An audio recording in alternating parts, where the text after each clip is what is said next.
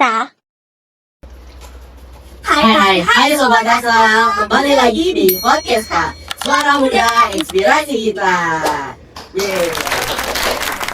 Sebelumnya kenalin aku Kezia dari kelas 8C yang suka ngabisin duit buat jajan di kantin. Dan aku Rizky dari kelas 8C yang hobinya ngitung uang, tapi sekalinya belanja lupa untuk nyisihin uang. Wow, ngomong-ngomong pas banget nih kan sama topik kita kali ini. Karena topik kita kali ini yakni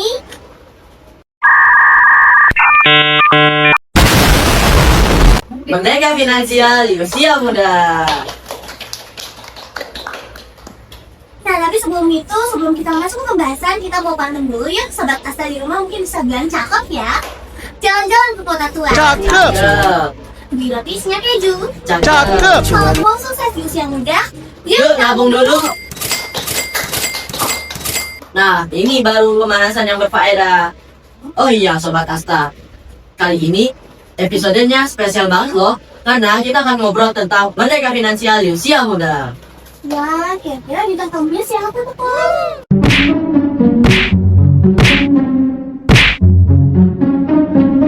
Boleh disambut aja nggak sih? Boleh, kita hitungan ketiga kita tampil aja ya. Oke. 1, 2, 3.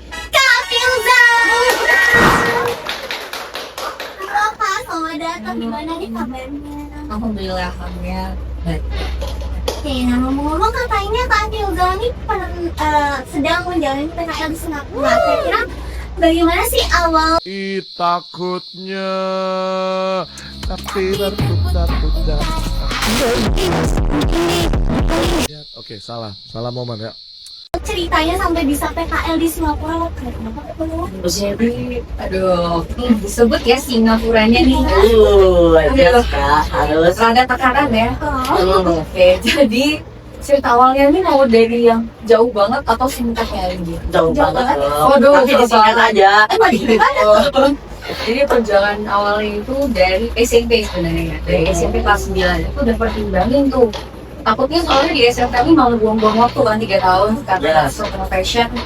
Jadi di kelas 9 itu nentuin kira-kira nanti masuknya SMA apa SMK nih gitu. Akhirnya lebih seraknya apa UPS bentar deh. Dari situ tuh langsung nyari jurusannya kira-kira apa ya. Karena jurusan yang bisa skill yang aku andalin berbahasa Inggris, saat itu kepikirannya pariwisata gitu kan. Ya serak lah. Terus akhirnya riset tuh cari-cari. Kalau dia naik masuk di jurusan pariwisata, nanti prospek kerjanya gimana ya? Jadi apa ya ke depannya?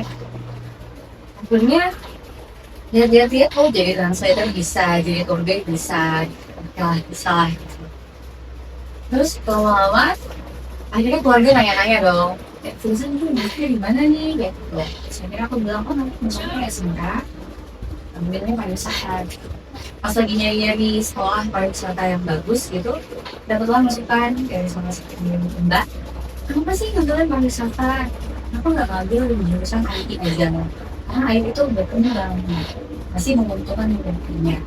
Cepat banget berkembangnya dari segi ekonomi dan sebagainya. Akhirnya dari situ memutuskanlah untuk belum memutuskan nih, masih kayak dari dulu IT apa nih gitu kan. Dari dulu jurusan IT itu kalau SMK apa aja sih? Setelah nyari dapat dua di situ, ada TKJ dan KTM.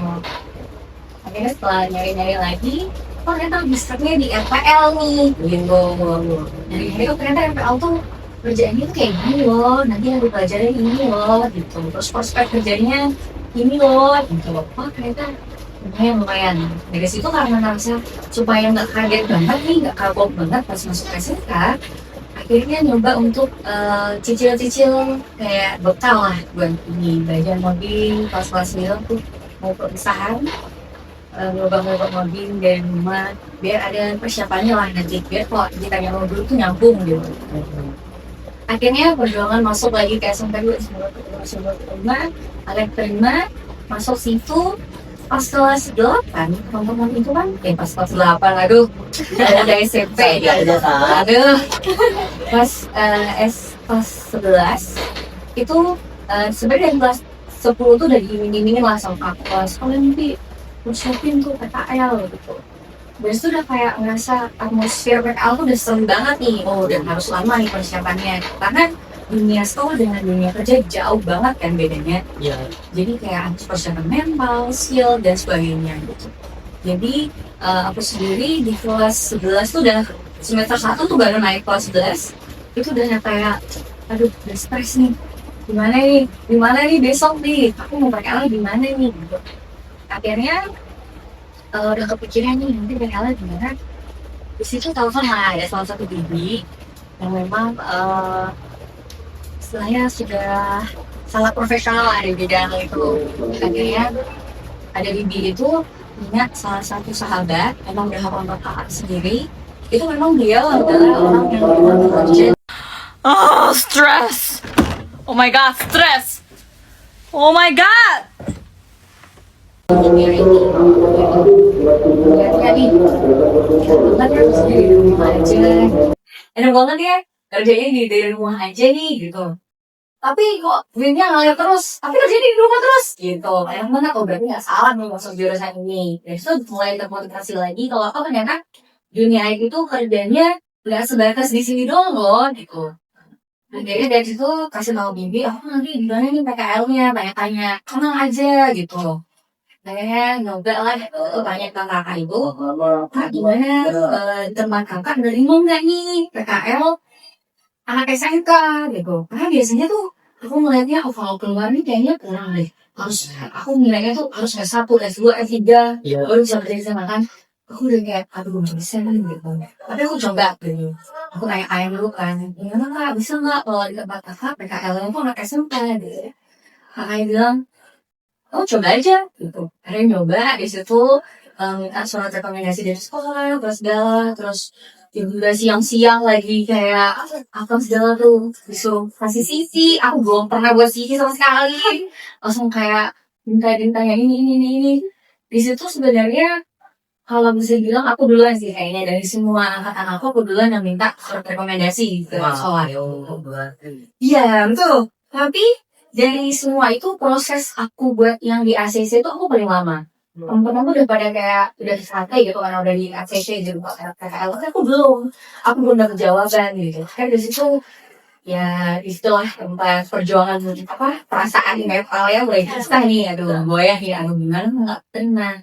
Apa lagi di itu? Nih gimana nih kalau aku nggak terima kayak gitu. Akhirnya aku kan ciut tuh di situ. Cuma bibi tuh bilang gini, nah kalian kayak begitu, jadi nggak mau ya diantar kayak gitu. Jadi mulai kayak apa namanya? Membangun semangat lagi. Iya betul. Jadi yang tadinya ciut tuh langsung menyala lagi lah semangat. Agangku Iya, ya. agangku nih gitu kan. Terus disuruhnya tuh kayak apa ya kata-katanya tuh benar-benar memotivasi banget karena dari situ tuh kata-kata yang diberikan tuh kayak jangan ambil potensi kamu diri kamu sendiri gitu. Kamu tuh punya potensi, kamu nggak bisa terus asa kayak gitu, kamu harus coba gitu. Akhirnya oke lah nyari plan B lagi buat nyari tempat PKL lagi, takutnya dia terima nih gitu. Jadi jangan andelin satu ini aja. Akhirnya dari situ lama-lama doa, pokoknya dikencangin aja nih doa. Thank you, shout out to my mom. Terima kasih banyak mama ke saya. Karena ini sebenarnya 90% doa ibu ini. Bener. Karena kakak ini juga bilangnya doa-doa ya gitu. Kan ini doanya nih. Tuh. Akhirnya aku doa banyak, wah pokoknya ibu kata rezeki gak apa-apa ya, yang penting kuat gitu. Ini aku udah berserah deh, kan doa-doa yang kencang. Terus akhirnya paginya itu kan aku masih nyari-nyari tempat makan yang lain. Iya. Tapi sorenya tuh langsung udah tahu. Udah, congrats ya gitu. Gitu kali perasaannya Kak Filza tuh gimana waktu dikabarin? Wah itu sebenarnya udah ada yang kayak, oke, aku udah kayak tenang, udah ikhlas nih kalau di sini bukan rezeki kan. Iya. Aku udah kayak oke lah. Udah nggak terlalu banget lah gitu, nggak ambis banget nih masuk sini gitu. Udah kayak mungkin belum rezeki lah gitu kalau misalkan nggak dapat aku nyari yang lain. Tapi ternyata pas dapet itu tuh langsung langsung nangis yes di situ. Aduh, aku ngebayangin Iya. sih gimana gimana. Iya banget soalnya. Iya soalnya bener apa ya perasaan yang gundahnya tuh dapet banget tuh di situ. Akhirnya aku kasih tahu mamaku baru pulang, mama terima gitu. Ditolong gitu kan langsung nangis di situ.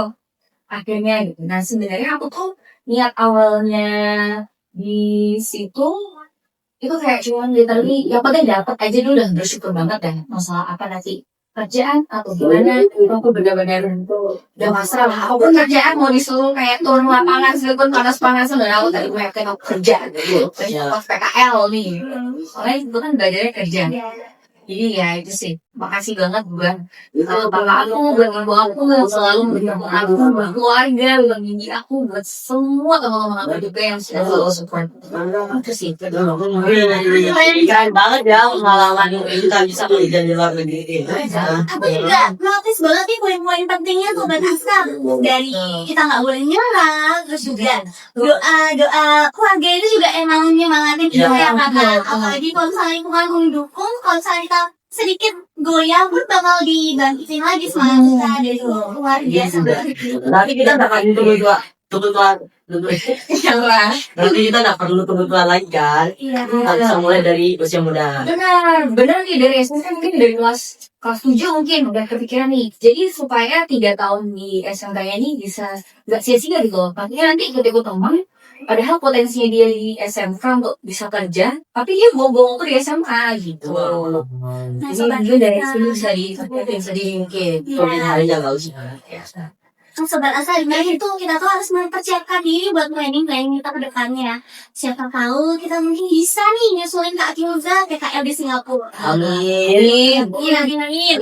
Mungkin lebih lagi kan. Tapi yang apa ya teman-teman buat belajar lagi untuk berbahasa asing walaupun itu bukan bahasa sehari-hari, tapi itu juga bahasa internasional kita. Jadinya kalau misalnya kita mau ke luar negeri kita juga harus punya basic buat bisa komunikasi sama orang-orang di sana. Ya benar. Jadi di masa ini guys, Guys.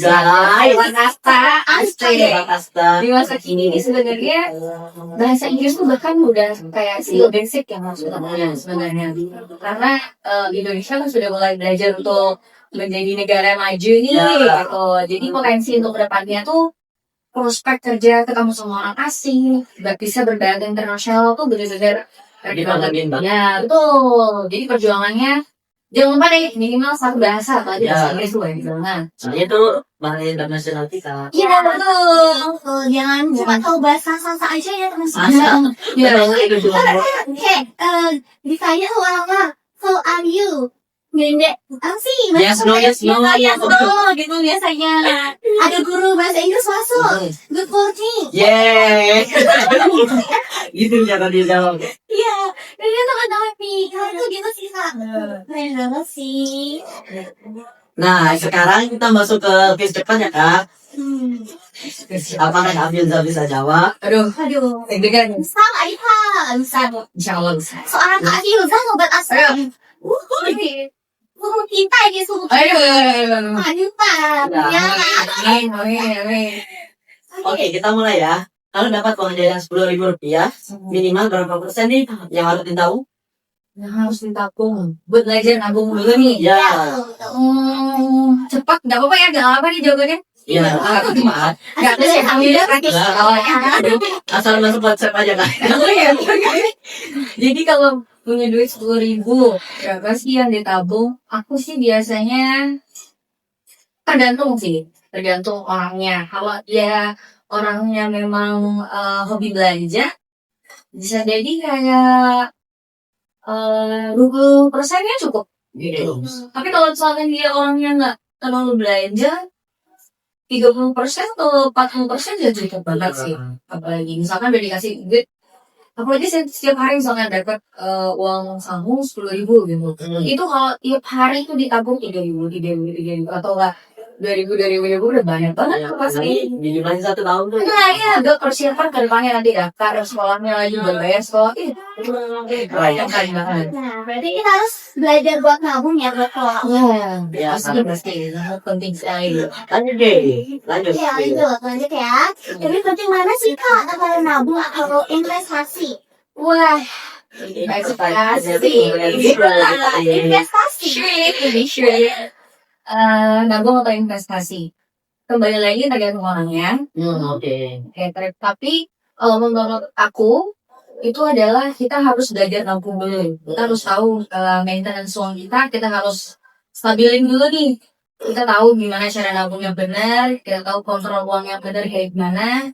Baru dari situ kita bisa masuk ke investasi. Jadi investasi itu mungkin bisa diambil dari uang tabungan yang udah kita kumpulin. Iya, betul. Sama kayak aku sih, misalnya itu sih sebenarnya. Jadi mau nabung dulu, nanti kalau udah ada baru investasi untuk masa depannya. Iya. Kira-kira mau investasi apa itu kak? Investasi. Investasinya. Mungkin emas, mungkin. Ya, Ya, sama. kita gimana? Aduh, disita gitu. Aduh, kalau aku sih kemarin dapat masukan katanya banget kayak buka kos. Oh iya, itu. Ibu kos ini. Iya, ibu kos. Rumah kos kan. Lumayan per bulan tuh 300. Iya, bener. Jadi kayak tau gak meme yang biasanya di medsos bilang kayak pagi-pagi Ya, jadi orangnya kerjanya apa ya pagi-pagi kerja. Nah, itu financial freedom banget tuh. Jadi uangnya ngalir tapi dia santai aja. Dapat uang. Iya, itu lah investasi. Jadi mungkin belajar nabung dulu, terus barulah kita terjun ke dunia investasi untuk persiapan masa depannya. Ini. Tuh guys, tunggu itu buat Asta. Kak Finza. Kak Finza. Tapi apa? Oke Kak Finza, kita tunggu aja vlognya tuh A Day in My Life sebagai ibu kos. Oh, iya. Oke, betul ya. Kecuali buat siapa? Amin, ya Oke, Allah. next. Amin.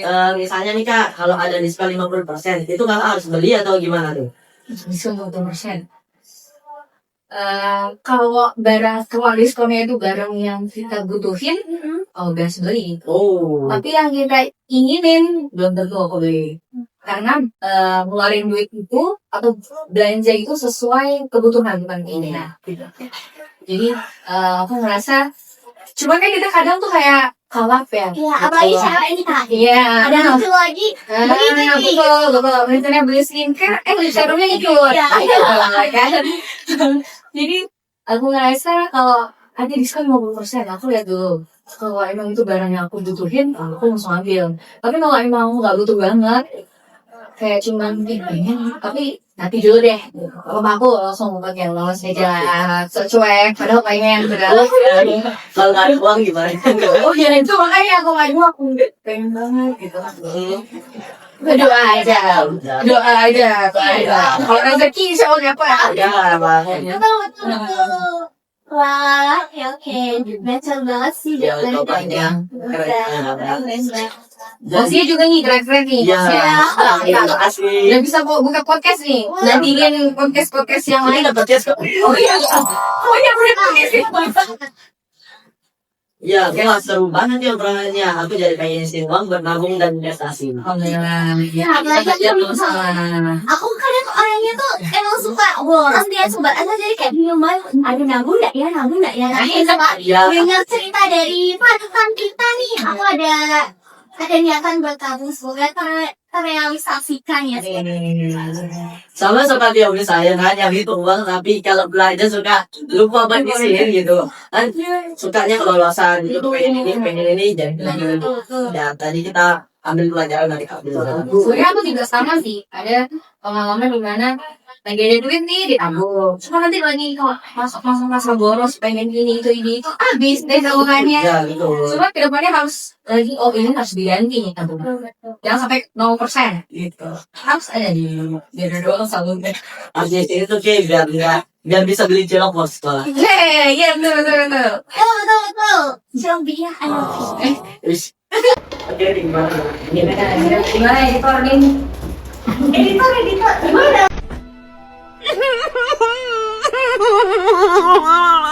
Ini nanti itu ya itu ya. 1 2 3 bisa keliling dunia apalagi keliling dunia sambil Apa guys? Dia bilang apa guys? Guys dia bilang apa? Ketik apa ini guys? Gua nggak tahu ketik apa guys. Waduh, oke. Oh ya nih kita mau nanya nih kira-kira bagaimana sih Kak kerjanya di sana tuh ngapain aja kira-kira? Pastinya nggak jauh dari pemerintah. Aku makanya aku bilang bersyukur banget nih kerjaannya tuh kayak si Wading. Karena sebenarnya aku tuh coding bisa, cuma nggak yang kayak sepuh yang kalau mau di kelas aku gitu. Jadi pekerjaan itu nggak jauh beda dari pertama software. Kita kayak lebih ke, karena aku masuk media operation, ketika ada masalah sama aplikasi tersebut atau ada yang isu-isu yang harus diselesaikan, itu aku yang ini. Jadi misalkan ini isunya apa, misalkan reboot aplikasinya atau kita harus push aplikasinya, itu aku yang push, aku yang reboot. Terus sama mungkin generate di timnya. Nah, lumayan agak asing ya kedengarannya mungkin bagi sobat Asta di rumah. Ya, karena kita kan Iya. belum pernah ya. Iya. Mungkin bisa dijelasin secara rinci sih Kak, apa sih yang Kak barusan sebutkan tadi sebelumnya? Aku tuh kepo banget, apa sih itu, tau nggak kepo Islam Itu bang dong. udah sampai pegang tangan ya, mungkin boleh dijelasin lagi Kak. Nah, jadi pengembangan dari aplikasi jadi perusahaan aku ini adalah perusahaan yang berjalan di seperti infrastruktur ya, tapi seperti alat teknologinya gitu. Mulai dari device-nya dan Synapse yang diinstal dan aplikasinya itu. Jadi itu yang disediakan oleh perusahaan aku. Itu biasanya kita payment yang di wallet, QRIS gitu dari situ. Jadi misalkan, tapi bukan QRIS Indonesia. Iya, Beda beda. versi. Tapi dia biasa gambarannya. Ya, Jadi QR-nya gitu. Terus itu biasanya kan ada itu di mesin-mesin yang vending machine atau dan sebagainya, itu biasanya di situ. Nah biasanya kita punya manager nih yang ada bermasalah nih. Oh, kok Synapse-nya dia nggak jalan nih, dia stuck-nya di sini nih. Terus tolong dong diperiksa. Jadi kita otomatis kayak itu software, kita periksanya lewat dalamnya juga, gitu. Bukan luarnya yang cutting. Karena yang bermasalah kan dalamnya nih, gitu. Software-nya yang di dalam hardware-nya ini gitu. Jadi itu kita benerinnya tuh lewat software-nya juga. Biasanya aku di situ reboot. Jadi kita tuh kayak reboot aplikasi. Kalau misalkan dia bermasalah atau minta di reboot, aku biasanya reboot. Atau enggak diminta untuk push, misalkan baru diinstal, push itu kayak memasang aplikasinya. Jadi contoh udah dipasang nih hardware-nya, udah dipasang, udah di buat apa segala, udah tinggal dipasang aja nih. Otomatis kan aplikasinya sudah terinstall, cuma harus di-push untuk pemasangannya gitu. Jadi aku biasanya push di situ, terus nanti ada untuk generate apa segalanya, itu settingnya beda lagi gitu. Biasanya sih itu, pertama yang aku handle push itu, terus sama reboot. Biasanya reboot kalau ada isu-isu, biasanya kayak reboot itu seperti yang tampaknya itu adalah kita tuh kayak nge-restart aplikasinya gitu. Misalnya tolong dong di reboot gitu. Misalkan ada batch yang bilang device was screen cannot start in here gitu. Habis itu langsung request to reboot. Nah kalau langsung bilang device reboot, dan misalkan aku udah bilang udah di reboot ya aplikasi itu, device reboot, nanti bisa dilihat lagi. Kalau misalkan dia kembali normal, kita bisa langsung nanya, after reboot device back to normal gitu. Tapi kalau misalkan enggak, bisa jadi mungkin di hardware yang bermasalah. Yang penting yang aku tinggal itu adalah di software itu yang aku tangkap secara penting. Wah, jadi aku dengar ceritanya Anda kayak rumit banget ya. Nah, Kira-kira selama mengerjakan penugasan tuh kira-kira pernah dimarah nggak sih Kak sama bos? Aduh, gimana gitu? Aku bukan yang sih lebih ke dinasehatin. ya betul. Aku tuh awalnya juga gitu tau, aku mikirnya nih, kan kita tuh nggak bisa nentuin ya nanti kita tuh maunya kayak gimana kan. Bisa jadi kita tuh ketemu ada banyak banget orang, apalagi di sekolah beda banget nih, di sekolah sepantaran kita, tapi ini udah kayak yang lebih dari kita lagi. Iya betul, udah senior lagi nih, gimana ya nanti. Pokoknya aku udah pasrah banget nih kalau misalkan nanti semua orang bisa. Cuman bersyukurnya culture di situ nggak gitu. Jadi contoh kita berbuat salah, apalagi aku nih yang anak PKL nih, intern nih gitu. Kita buat salah tuh otomatis sering banget tuh buat salah. Wajar lah. Iya kan, harus belajar gitu. Tapi paling langsung why gitu, maksudnya kayak kenapa gitu. Cuman aku tuh bersyukurnya culture di tempat kerja aku ini, tempat kerja PKL Amin, semoga tetap ya. Terus di situ paling kayak bilangnya, why misalnya udah salah gitu. Aku tadi ini kayak kita tuh jadi mau inisiatif, tapi nggak tanya dulu tuh. Jadi kayak kita nggak jadi salah gitu. Misalkan salah, why gitu misalkan, why gitu. Terus akhirnya disitu, oh aduh sorry my bad, never again. Dari situ aku sebenarnya ketika berbuat salah, aku bukannya kayak terpuruk, pasti ada rasa bersalah dong. Cuma dari situ tuh ngerasa aku bersyukur banget nih ketemu permasalahan ini, karena dari permasalahan itu aku bisa belajar untuk nggak kesalahan itu lagi gitu.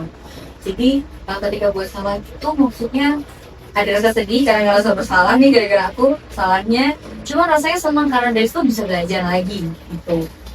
Permasalahannya di situ. Terus biasanya habis di situ kalau ada salah tuh cuman kayak it's okay, never mind gitu. Besoknya udah kayak biasa lagi, langsung dalam culture seperti itu. Sangat positif. Alhamdulillah. Positif. Terima kasih banget. Kok jadi pengen? Kayak coba pencekin aja sebenarnya tuh kalau ditanya skill yang ini pasti udah tahu bahasa Inggris. Karena aku IT ya, aku mau ngacuni semua orang ini tuh ayo IT. Kalau udah masuk dunia IT tuh nggak ada yang merugikan ya. Asalkan kita ada kemauan, ada niat, benar. Ada doa. Oh, betul juga. Insya Allah bisa. Kalau kita niat kita udah benar. Niatnya. Oh iya, ngomong kan kita udah ngobrolin tentang PKL ini udah sampai menit segini. Sobat Asta, kira-kira Sobat Asta tahu nggak sih PKL itu apa? Kan udah Ceritakan lagi ya. Oke, aku boleh nanya lagi nggak? Boleh. Oke, dan Sobat Asta nggak penasaran kita tanya saja ya. Jadi menurut Kak Firza itu PKL itu apa sih? Aku juga pasti bingung. Jadi PKL itu adalah praktek kerja lapangan. Di situ biasanya aku pun sebenarnya masuk SMK karena emang rencananya aku mau kerja gitu. Sebenarnya mau kerja dulu baru kuliah gitu. Jadi balance dulu nih, stabil dulu nih masalah kerjaan, dunia karir apa segala baru lanjutin pendidikan. Karena niat yang ke sana makanya masuk SMK. Nah yang aku tangkap dari SMK itu adalah kayak simulasi kalian. Simulasi kita bekerja itu seperti apa? Karena pastinya SMK dan SMA itu jauh berbeda. Kalau SMA kan harus naik ya nilainya. Ya, lebih umum. Ya, Kalau SMP kan kejuruan ya. kalau SMA, iya betul. Jadi itu lah bedanya. Kalau yang aku bisa lihat dari teman-teman aku yang masuk SMA, sedangkan aku masuk SMK, itu mereka otomatis nilainya harus tinggi kayak aku pas di SMP gitu. Tapi kalau SMK itu walaupun nilai kayak nilai kayak bahasa Inggris, bahasa Indonesia yang mungkin kayak Ada. tapi kayak kalau nilai kejuruannya tinggi itu udah keren banget. Bahkan teman aku ada yang mungkin kakak kelas sebelumnya itu pas lagi kayak kelas 11 tuh kelas 10 udah gak ada kerjaannya loh gitu. Yang penting tuh niat itu loh, satu niat dan mau belajar gitu. Itu sih PKL itu jadi biasanya tuh tergantung sekolahnya, tapi sekolahku itu di kelas 12 semester 1 itu kita kayak mempraktikkan apa yang udah kita pelajarin selama di sekolah.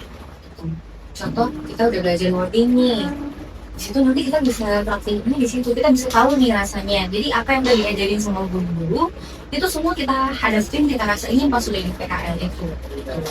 Dikasih tahu nanti ini karena memang di SMK itu persiapannya udah kerja nah.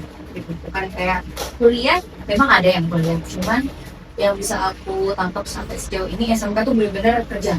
Kamu pokoknya harus siap kerja deh gitu. Jadi setelah itu aku mulai gitu, oke, katanya kerja. Jadi di situ makanya aku udah kelas 11 dan ini karena aku udah tahu nih dunia kerja dan dunia sekolah itu jauh berbeda. Kita nggak akan ketemu kayak guru yang selalu ngomong kita, nggak akan ketemu sama teman-teman yang sepantaran kita, beda jauh banget pasti. Otomatis dari itu aku udah kayak beda banget deh. Cuman belum tentu di tempat PKL kita itu kita diajarinnya apa yang kita udah belajarin. Jadi itu mungkin aku juga mau pesta juga mungkin buat adik-adik teman-teman Adik-adik. tua banget ya teman-teman nih yang mau ingin masuk SMK terus mau PKL itu sebenarnya persiapannya tuh bukan pas nyari tempat PKL jauh sebelumnya. Kita harus yang penting udah tahu oh di sini PKL ini nih kita harus belajar ini gitu. Supaya nanti rugi banget gitu loh selama PKL yang langsung dipakai buat belajar itu tapi sia-sia banget gitu dipakainya buat mau kayak diam-diam doang nongkrong doang di kantornya gitu. Jadi gak ada yang dapat. Jadi nanti itu sih menurut aku. PKL itu adalah masa untuk belajar praktik apa yang kita pelajari. Ini kayak lebih ditekankan skill ya. Ya, betul. Skill banyak banget skillnya. Dari diri kita, dari diri kita. Untuk komunikasi, bukan hanya kayak contoh masuk IT, tapi yang diingin IT-nya toh enggak. Tapi kita juga harus belajar dari situ kayak komunikasi. Gimana sih komunikasi kalau sama di dunia kerja itu ternyata berbeda sekali. Harus menjaga etika kita dengan baik gitu. Jadi jangan kayak masuk kayak tuh songong Iya, songong. Tapi gitu. Tapi jangan seperti itu. Iya, jangan dari guruku itu bilang PKL itu jangan adu kesaktian. Jadi jangan adu kesaktian kayak dikasih ini, bukan ini nih pak yang saya kerjain di sekolah saya, bukan ini yang diajarin sih, bukan ini kerjaan saya, jangan gitu. Itu salah banget karena PKL itu pokoknya kita belajar aja, apapun yang kita dikasih kita terima dan kerjain dengan sendiri. Itu sih. Nah, itu dia sobat Asta. Kita jangan lupa. Iya udah. Kita lupa lagi namanya. Jangan. Aku ingat lagi Kak Afroza, seorang sukses yang berhasil PKL. Amin. Jadi Kak, sudah berapa lama sih PKL di Singapura? Aduh. Udah mengarah ya. Singapura ya. Aduh Singapura ya. Kira. Berapa lama ya dari Juni? Ini udah masuk bulan ketiga sih. Wow, 3 bulan ya. Dari Juni, pertengahan Juni sampai saat itu. Nah itu waktu PKL itu kesulitannya apa sih kak? Ini wah banyak ya. Pertama, tapi mungkin karena aku udah persiapan mental apa segala itu dari kelas 11 semester 1 dan kayak nanti mau diapain deh di tempat PKL aku terima. Jadi mungkin udah gampang nih masalah mentalnya. Cuma mungkin di skillnya, karena aku bukan apa ya, anak IT yang expert banget tuh enggak. Jadi cuma yang kayak sekedar tahu aja. Cukup aja. Cukup aja gitu kan. Tapi kalau ditanya mau belajarnya, ada keinginan untuk bekerjanya, Pasti ada. ada banget gitu. Jadi setelahnya itu pun biar aja, mungkin aku di sini bisa belajar, aku bisa berkembang, aku bisa apa ya? Aku bisa beradaptasi. Aku bisa belajar Lebih banyak hal dari beradaptasi situ. lagi. Iya betul, aku bisa beradaptasi, aku bisa belajar banyak hal. Aku bakalan apa ya? Memberikan yang terbaik yang aku bisa. Karena udah ada keinginannya. Ya. Keren. Oh, nih Kak, kan Kakak sebelumnya pasti dulu kan belajar bahasa Inggris. Tapi kira-kira ketika Kakak belajar di sekolah dan ketika langsung beradaptasi sama orang di sana langsung, penuturnya langsung, kira-kira ada perbedaan nggak sih Kak? Kesulitan dulu, boleh dimulai? Kesulitannya masalah bahasa ya, aku bisa bilang bahasa. Ya. Walaupun bilang, oh dia native speaker nih, Inggrisnya udah keren banget nih. Cuma tuh udah ketemu langsung, kalau bahasa Inggris tuh kan ada yang British, ada American, ada Malaysia, ada Singapore. Jadi itu aku bisa bilang kalau sama yang teman-teman yang Singapura, aku bisa bilang aku masih kesusahan dalam mengerti gitu. Ya. Karena beda banget nih logatnya, terus habis itu pelafalannya beda banget gitu kan. Jadi masih belajar untuk mengerti bahasanya. Mereka pakai logat Melayu kan? Iya betul. Jadi kayak ada kema gitu. Dua sih, Bukan, guys. Sulit sih. Oke. Kak, boleh sebutin nggak sih nama perusahaannya? Siapa tahu kita terinspirasi nih mengikuti jejaknya Kak Filza. Nah, sobat Alfa masih penasaran juga kan apa sih kira-kira nama perusahaan yang Kak Filza sedang jalani? Boleh di-spill Kak? Oke. Jadi perusahaan aku itu namanya P05 Technologies. Bisa dilihat di website. Wow. Wah, Pokoknya Dan namanya juga keren banget. iya dong, di situ orang-orangnya keren banget yang dari situ. sampai saya perlu mengulang kayaknya. Iya, jadi pas Dia aja. pas aku mau daftar tuh aku ini dulu kan kayak poin dulu nih Iya. perusahaannya gimana sejarahnya, di perusahaannya gimana, orang-orangnya bang di situ. Bosnya keren-keren deh pokoknya luar biasa. Lagi nggak sih? Ada lagi. Ya, sekolah perusahaan. Aku bingung nih ya, aku kayak mau banget nih. Bener sih gajian. Wow.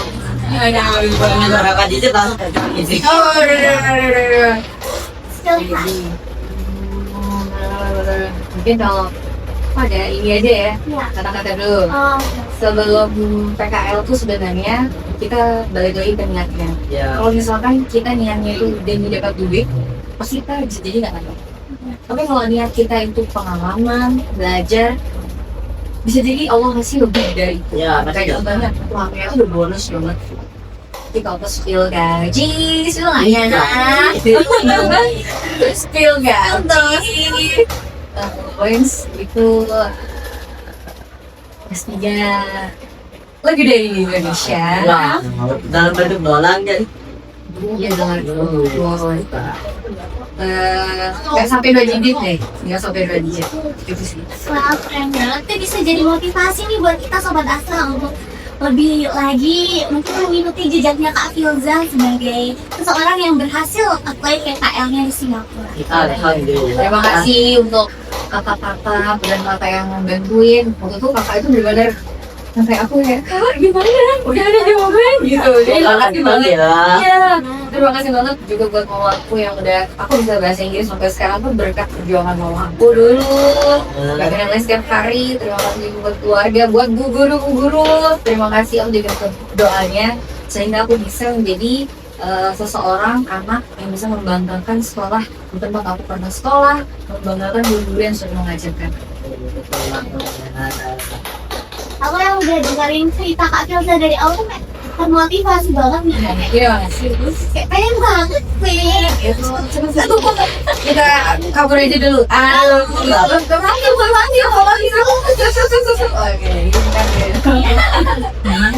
Nah, jadi Sobat Asta, kita harus ingat merdeka finansial itu adalah proses. Jadi mulai dari kecil tapi konsisten. Dan konsisten juga nih buat menabung karena menabung itu kunci dari Kesuksesan. Dan masa nih ya kita udah di penghujung obrolan nih. Sedih banget nih. Apa kita mungkin bisa ngobrol lebih banyak lagi nih di episode selanjutnya mungkin. Sobat Asa tungguin ya. Gue ya. Oke, sebelumnya aku mau makasih banyak nih buat aku buat karena udah pengen banget cerita pengalamannya dan Sobat Asta di rumah mungkin bisa termotivasi tentang mendengar cerita tentang Kak Filza dan Kak Elsa. Keren banget sih. Kita juga mau kasih banget dan dikasih kesempatan ketemu sama Sobat Asta, ketemu sama Persos Edas di sini, dan tetap hadir di podcast Style luar biasa ini. Terima kasih banyak. Tepuk tangan dulu. Mungkin sebelum menutup podcast kita kali ini mungkin aku pengen ngajak Kak Filza buat ikut jargon pakai kata. Oke, boleh. Dan pengalaman kalian. Ya, berarti setiap episode suara muda inspirasi kita tuh apa lagi? Suara muda inspirasi kita. Asik.